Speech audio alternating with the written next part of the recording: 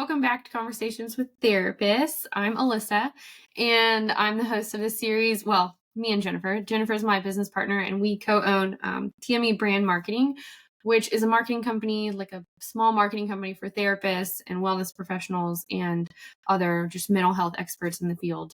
And we are super excited because today we get to talk to one of our amazing newer clients, Brooke Halliday. She is a licensed professional clinical counselor.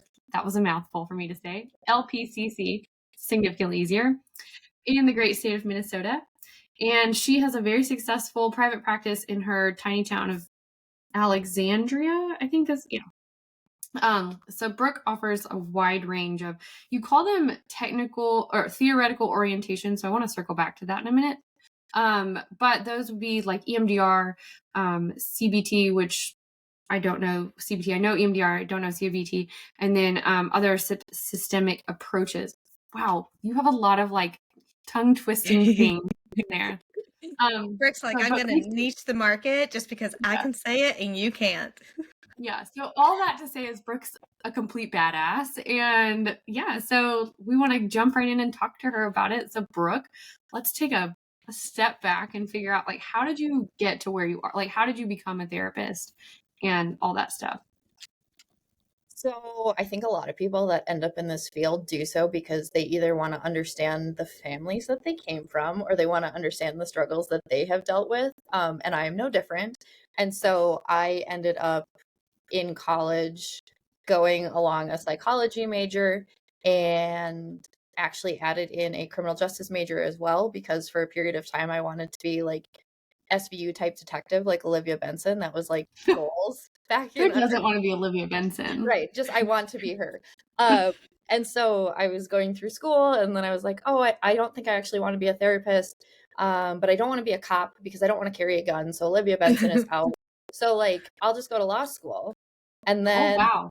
Right. And so then I was looking into like the job prospects for attorneys in Minnesota at the time when I would be graduating, and it was not good. And so then I applied to grad school for counseling because I didn't have a backup. And here I am today, went through with it. By the time I completed grad school, I was like, I don't know that I'm going to do this forever. And now I'm more in love with it than I thought I could be. So now you're hooked. So wait, what was your like bachelor's degree? No, we're frozen. Uh-oh. Okay, we're back. Oh, you're back. What was your, hold on, before we keep going, Jennifer, stop typing. We can hear you. It's very loud. Okay, so should we start over? I don't know what to do because there was like a long glitch and I don't know if I can piece those together. It's up to you. We're only 3 minutes in. Do you want to do the intro again? Yeah. All right. We can do this. We can always patch it if that one was better. I liked all the bantering. Okay. Well, fingers crossed.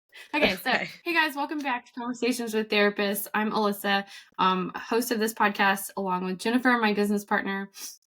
She and I are co-owners of TME Brand Marketing, which is a small marketing company for private practice therapists, wellness professionals, group practices, and just other mental health experts in that whole field.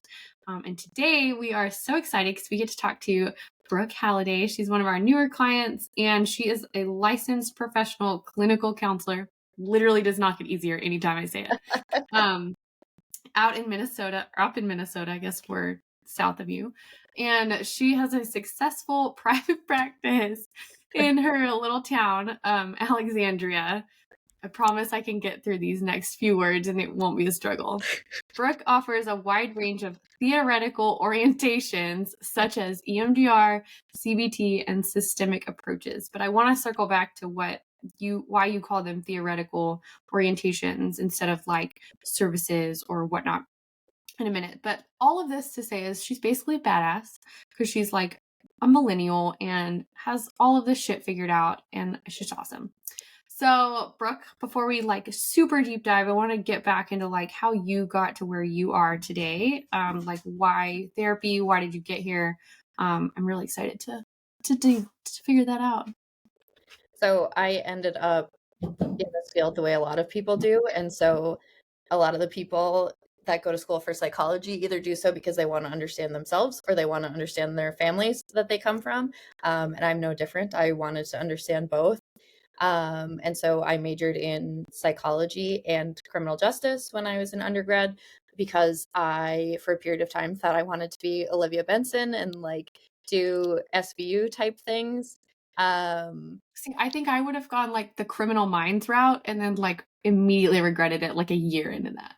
Okay, I don't feel like Criminal Minds was as big of a thing when I was growing up. Like I remember waking up, like when my parents would put me down to bed and waking up and seeing them watching SVU and I'm like, oh, this must be a good show because they're watching it without me.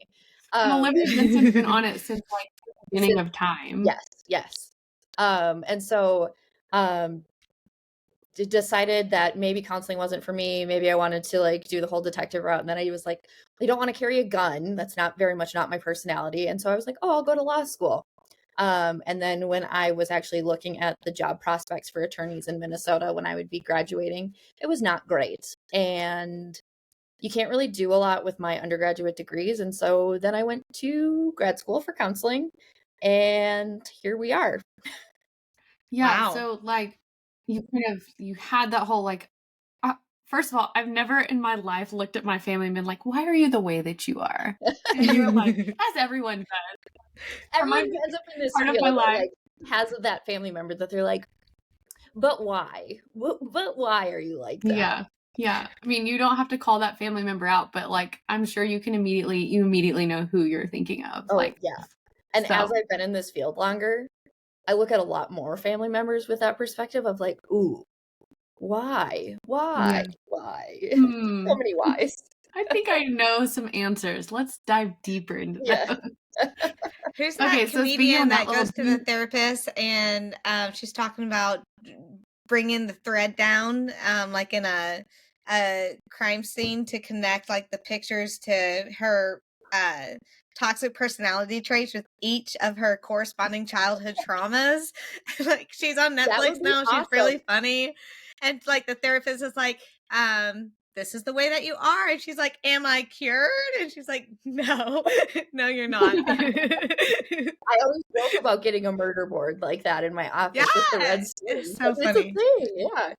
But like, would the murder board, maybe we call it something besides a murder board, but would that be like something you would do with your client, or would it be like, now they've left, now let me connect all their lives? No, I'm like a big, like, let's connect the dots together. And so like that visual is sometimes helpful for people. And like, as a therapist though, we're not allowed to be like, show me pictures of your family members so I have an accurate idea of who they are. And so like, I feel like it would just be helpful for everyone. We'll just connect it all together. And now let me go through here and show you all of my members. Okay, this is mom. There was a trend on TikTok where people were like making slideshows for their therapists about like, this was my high school boyfriend. He did X, Y, and Z. And this is my college roommate. And like, I'm just here for it. I love it. I love when people do that. So you like the type A type clients who come prepared with their binder of trauma. I mean, I love all my clients. Do I like the binder and the pictures for visuals? Yes, love it. I'm here for it. What? Okay, so let's say I come to you and I have this. I'm just imagining. binder. First of all, I'm imagining presenting this binder, but then I'm also imagining like at home compiling the binder and like people love it. They're like, oh my gosh, I never thought about how this would connect here. And I couldn't find a good picture that accurately represented my dad or my aunt. And it's like, it's so fascinating what people actually end up bringing in. So this is another weird question. Do they end up coming to you pre-prepared, or is it kind of like, here's something I've heard can help? So when I came back from maternity leave, people had like, multiple clients had like, here's what you missed in my life over the last 8 weeks, and like had a presentation for me. When the trend started going around on TikTok, then I would have clients like message me and be like, can I bring in a slideshow? And 100% any day of the week. You absolutely can. Please do.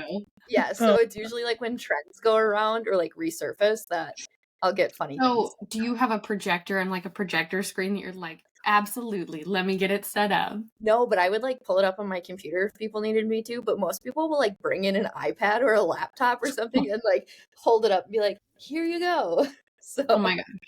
That's amazing. But also, I'm starting to consider that my TikTok is vastly different than y'all's TikTok FYPs, because if you guys are getting these therapy trends and I'm getting like the back cat that sits there and like smacks things on Cards Against Humanity, what am I doing wrong? Like, what is happening to me? Gotta have different conversations in your house for it to spy on you. Apparently, I'm just gonna like start talking to my phone like those. Wasn't it? It was a Christmas commercial for like Alexa, or my daughter's Alexa's like right over there. It's probably hearing me. But they would like go up and whisper like diamond rings, Yes. engagement band, like, you know, things like that. I'm like start talking to my phone like a psycho. Anyways, we're gonna kind of hone it back in, I think. But so you started your private. Okay, so you went to school, you got this degree, you graduated. Were you just like, now what? Or did you immediately open your private practice? No. So grad school is 2 years to become a therapist. And I jokingly, but also honestly, think that I joke or cried for the entire last year of grad school because I was just like, I don't know what I'm doing. It is so scary to think about going out in the world and like being an adult. So I think I just like cried for a year. I struggled to find jobs that I wanted to apply for, and I ultimately ended up accepting a job at a private practice, but I had no idea what that meant because we're not taught what a private practice is in school. We're given clinical skills and nothing else. So like we have no business training, no talk about the different types of agencies that you could work for or practices.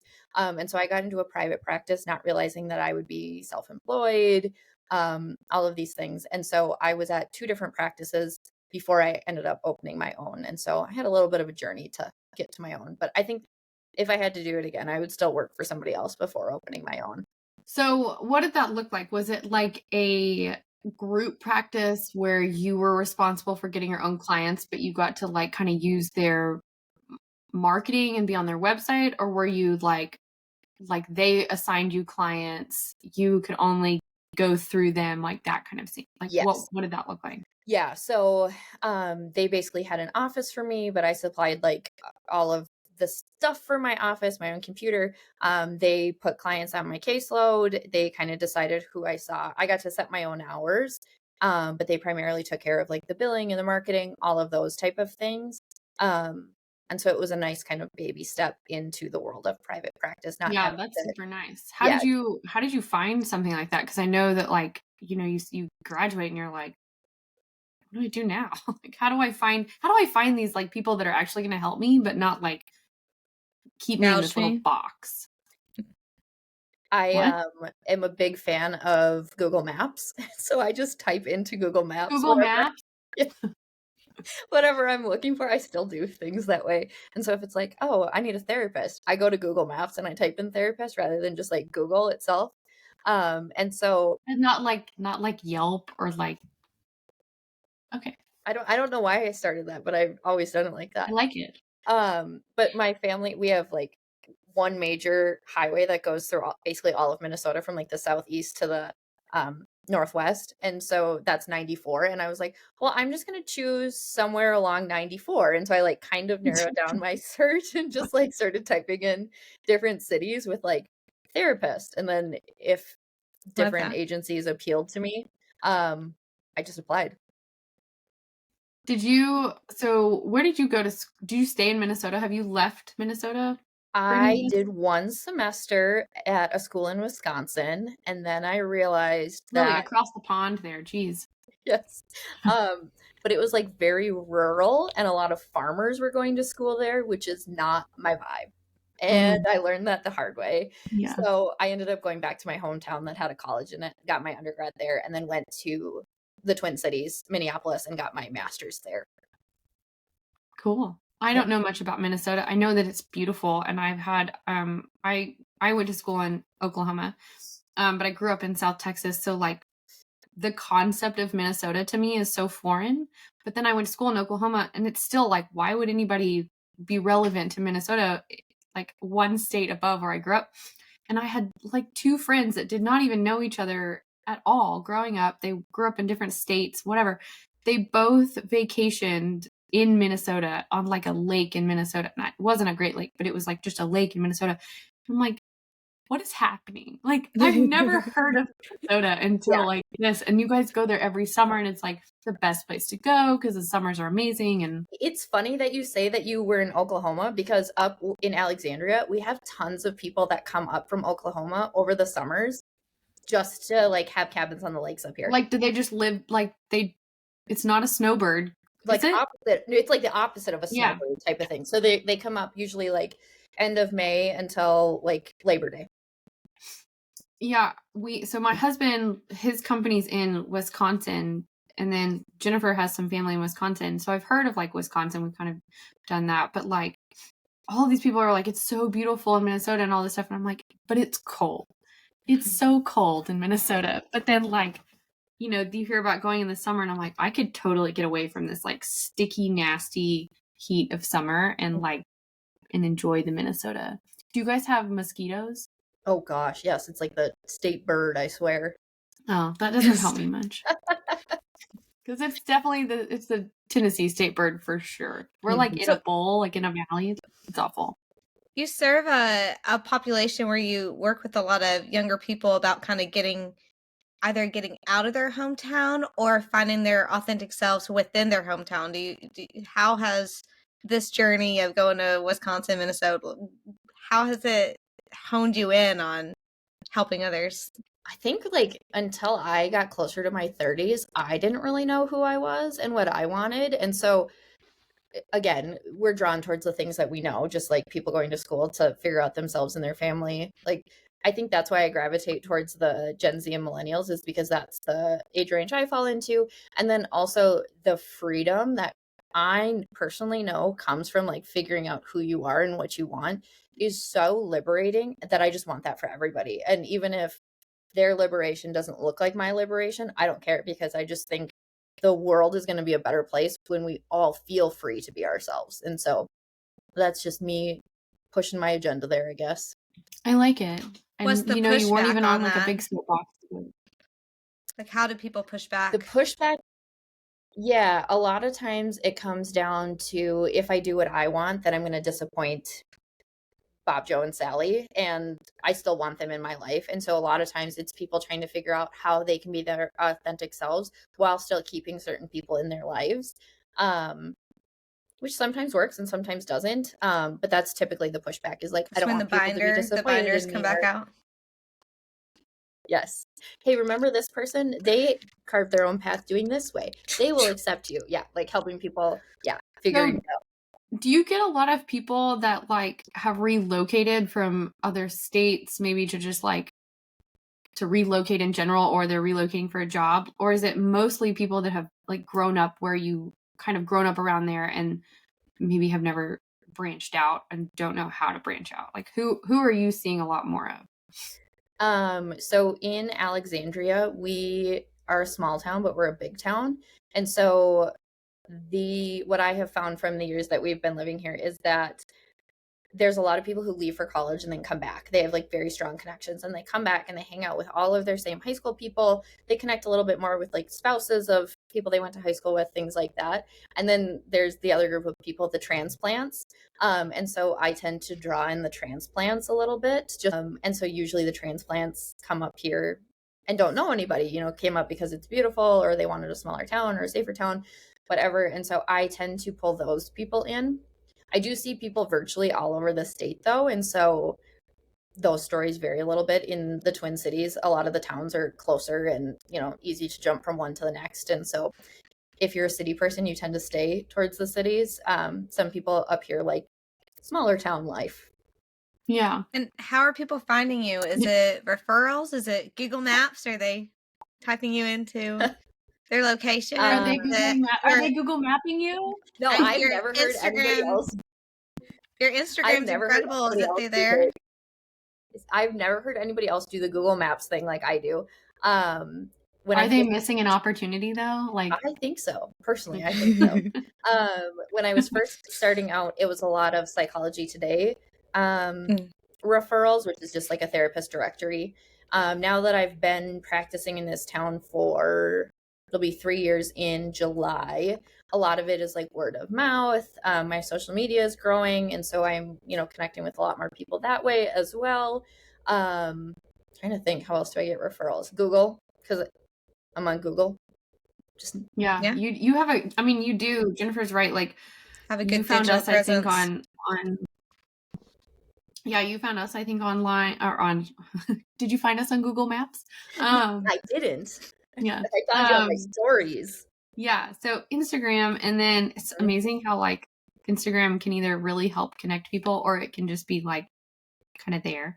But and like we looked at your stuff and I was just like, oh my gosh, she's like crushing it. Like doing the look things. at her stuff. Like what do we tell her? And it was just like all of these like little like we did like a whole audit on you, and it was kind of just like minuscule things to help you. But I feel like it has, not to humble brag on ourselves, but I feel like those little like tweaks and changes that, they don't teach you about when you're, as our other friend called it, therapy school, about like the business aspect and like the online presence and all of this stuff, that like can really change and shift things and either, make a big difference. Hopefully it did for you. And then, you kind of realize like, this is a big undertaking, but it's something I need to do because, if you want to build a platform, which we can talk about where you're building your platform to go to in a little bit,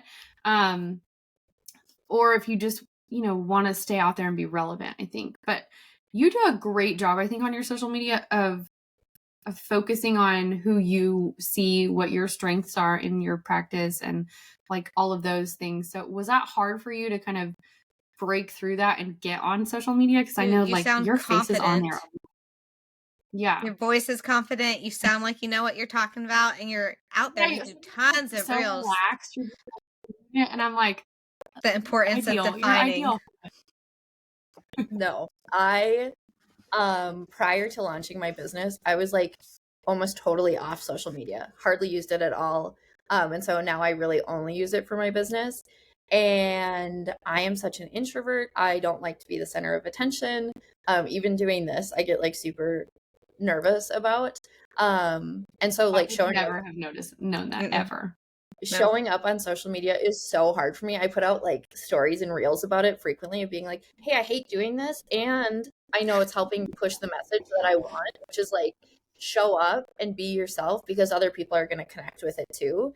And so a lot of time my reels are like random thought I had, and now I'm just going to share it because we are so much more alike than we realize. And so I'm finding that when I just record the like one-off thought that I had while I was like playing with my son, it resonates with so many people, which is like kind of astonishing. I know that's how it works, but it's still impressive when it happens.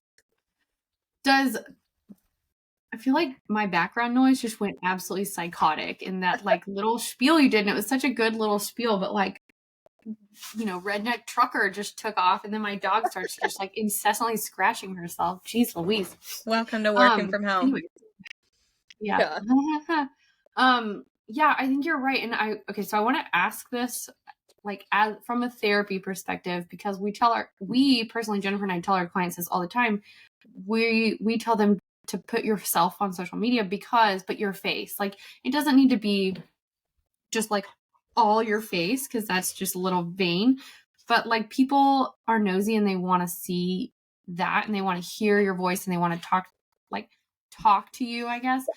Why, from a psychology standpoint, whatever you want to call it, why do you think why do you think people are like that? Because they're nosy? I think what I've been hearing from more people who have found me through social media and then started working with me is that it makes people feel comfortable, like that I am just a normal person and that I talk like a normal person and I don't do the psychobabble that sometimes my kid is running around and screaming in the background, or that I have the same type of thoughts that they're too embarrassed to acknowledge. And so I think it just normalizes the human experience a little bit. And so being able to put a face to that, knowing who like is behind the thoughts that are being put out there, it just gives it a little bit more credibility, I think. Yeah. Yeah, I think so too. I also think that, you are a therapist, so people are going to come to you with their problems, but you're also a person, and you have like human emotions and feelings. And so seeing that you're more than just the person you are behind a chair or a desk or whatever you sit at when you talk to people, you're more than that. You still have all these feelings, and you still go through all the same things that we all go through. Maybe you just have a little bit better idea of what they all mean. Maybe I just keep it together for my clients. When I am out in the world doing my thing, like I need my own therapist, just like everybody else. So yeah. I we'll think abandon the grocery cart in the grocery store and leave if the kid is having a fit. Like, happens to all of us. Yes. It's fine. Yes. Yeah. Okay, so I want to go back to when I was trying to piece my way through your little bio. You talk about how you call them theoretical orientations, and like we've had most people call them like services or they're not I want to say trainings, but they're not trainings. Like you go through trainings, whatever they also they're called, but like EMDR, CBT. Why are you referring to them? Like, what do you mean by theoretical orientation?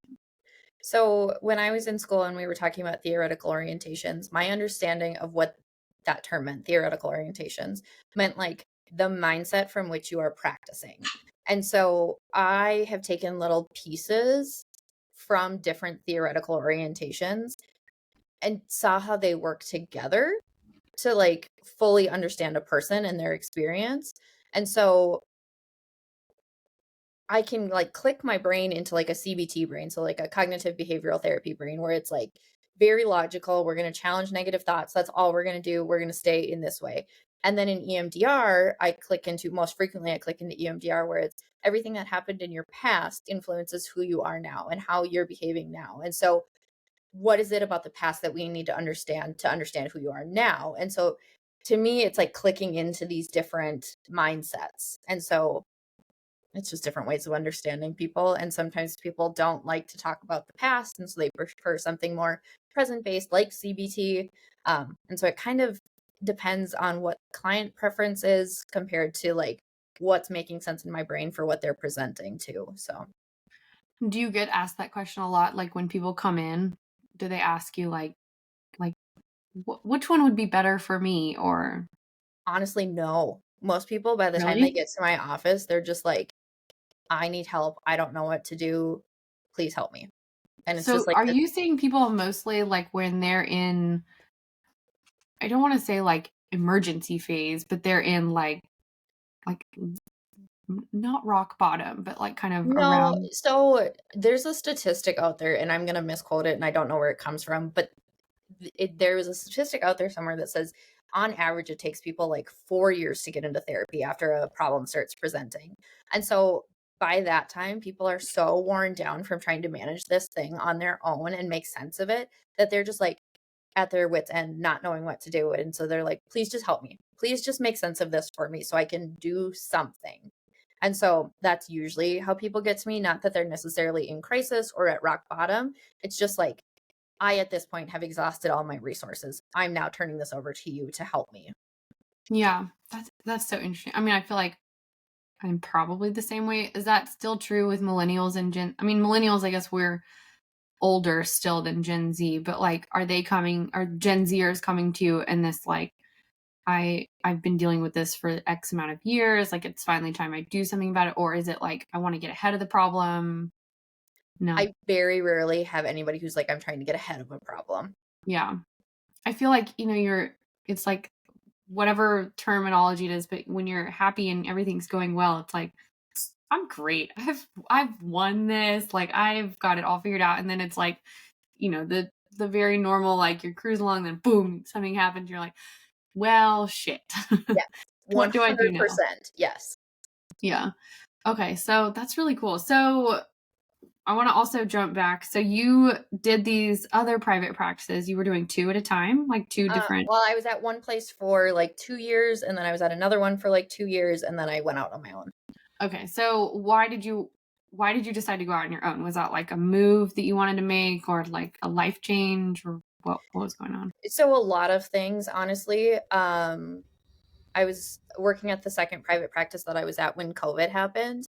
And when COVID happened, I was very much against telehealth. And I was like, this is awful. You can't do therapy over the internet. One of those people. And then when I stopped resisting it, I was like, oh, actually, this is awesome. So very cool. And so my husband was in chiropractic school at that time when COVID kind of became a thing. And so when he started looking for a job, I was like, well, technically I can go anywhere because I'm still not back in the office. I'm doing everything virtually, so I'm not bound by location. And so he found a practice that he really wanted to be a part of up in Alexandria. And I was like, okay, we'll go up there, I guess. And then when I was up here, I was kind of like, I was at a really tough place in my life, and I needed something positive that I could pour some of my energy towards. And so I was like, we're just going to open a private practice. How hard can it be? And so that's kind of how I ended up with my own place. And Brooke, how hard was it? I think the hardest thing it's not getting in your own head. It's like you just go out there, you do the best you can, you learn as you go, and it's fine. But we just psych ourselves out like, oh, I'm missing things and I'm going to go to jail and the IRS is going to get me. It's like, you have a few years before they probably catch you doing anything super bad. So you'll probably figure it out before then. At least a few. Business coaching from Brooke Halliday. You'll be fine for a few years. Once you start getting in connection with people, you just learn so much more. And so then you learn from their experience and you pick up on the things that you were missing. And so like you kind of straighten the ship as you go a little bit. So I know for like me and Jennifer, we did, I started with, it was originally called the Mom Empire back like January 1 of 2020. So before the pandemic had started and kind of taken off. And then like it did, and everybody, like you're saying, you know, it was like, oh, virtual is stupid. We can't do anything virtual. And then it was like, oh shit, we got to do everything virtual now. Like, and then Jennifer and I were like, and enter us because we can help you do all these. But it was just like this huge stressor that just kept going on and on and on and on and on. And like for me, I think like it added so much anxiety on just because there were so many uncertainties, even though life is like very uncertain in a lot of ways. It was like this huge, I'm trapped in my house. I don't know what's going to happen next. Like, when are we going to leave? I feel like for me, that was like one of those big like problems that shifted. And now I'm like kind of dealing with those repercussions at the 4-year mark. Right. That you're talking about. Like, so are you seeing a lot of people that like had this kind of reckoning, I guess, during the pandemic and they're dealing with it now, or is it older trauma that maybe the pandemic kind of like brought up? Like, what are you seeing a lot of? I think I'm hearing people talk about what I've heard be called the pandemic skip, where they just like don't feel in alignment with their age anymore. I could totally understand that. So I think that's what I'm hearing a lot of from people is just like, well, I don't feel like an adult. I also don't know what it feels like to feel like an adult. So like I'm also with people on that. You got so a few I hear years. That a lot. That in the IRS. Like at what point in our lives are you going to be like, I'm an adult? Because like I definitely am not. I like walking into Target with my son. I'm like, I look like a teen mom. No, I don't. I look like I'm in my 30s with a child that is. I'm a teen mom. What are you talking about? I'm a teen mom. Exactly. I'm not 31. So, I mean, I hear that a lot, and then people's view on humanity, the world, family members changed a lot during COVID. And so are still kind of navigating through that a little bit, just because you can't unsee things once you see them, right? And so I see that repercussion. It brought out a lot of ugliness for hostility. Sure. Yes. Yeah. Yeah. And like, yeah, it's a good word, hostility. Okay. So that's another one I want to get into, because I know when we initially were talking a long time ago, you kind of mentioned that you're a little bit more progressive thinking, or maybe a lot more progressive thinking, but you want to see clients kind of who are either have that thought and they don't know how to move forward with their maybe family members, maybe their friends, like that kind of stuff. So I want to talk about like, how did you get into that? Like, because that's, you know, me, I'm like, no way, I'm not going into that kind of conflict, but you're like, 2 feet, let's jump in. It's funny you should ask that because I just recorded an episode about that. Whoa. We can talk about your episodes. I'm so excited about those.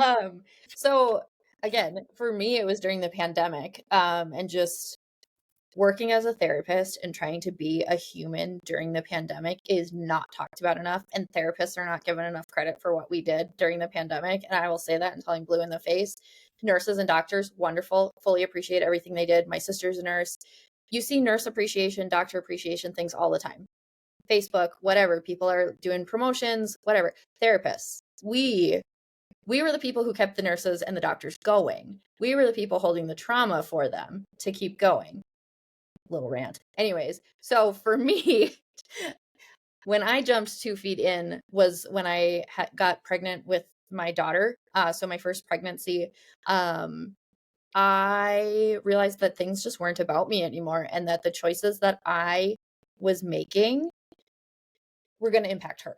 And so even before she was born, I knew that I wanted to start taking steps to establish boundaries and create relationships that were going to benefit her for her entire life, for the person that I hoped that she could have been. And so for me, it was like, okay, we're going 2 feet in the deep end. I don't care who I piss off because nobody except my daughter matters at this point in time, and I will figure it out. I have a bad habit of, well, we'll just figure it out. So that's kind of my mentality on life the last couple of years. Hashtag adulting right there. Right. 101. Right. So, yeah, I kind of I found the motivation that I guess I needed, and it just led me to a much more authentic life than what I was living before. Well, and I think based on what we know about your private practice, it's going well. Like you're seeing a lot of people who are maybe not in the exact same boat, but like in this generational or, whatever trauma, but you don't think of it as trauma. You don't think of like, I grew up in this weird, oppressive, like weird religious or weird, whatever it is. But it wasn't like traumatic. Like I didn't have like a bad childhood, but it's like, oh, maybe you have a lot of like hesitations in life because of all of this stuff that, happened. But like, I feel like I could talk with you about that for forever, but I want to talk about your upcoming episodes. So what's happening for Redbird Counseling this year? I am launching a podcast called Coloring Outside the Lines. It is going to be primarily an interview style show where I have women come on and talk about experiences that they have had and navigated, made their way through, even if that meant pissing some people off or making choices that other people didn't understand along the way.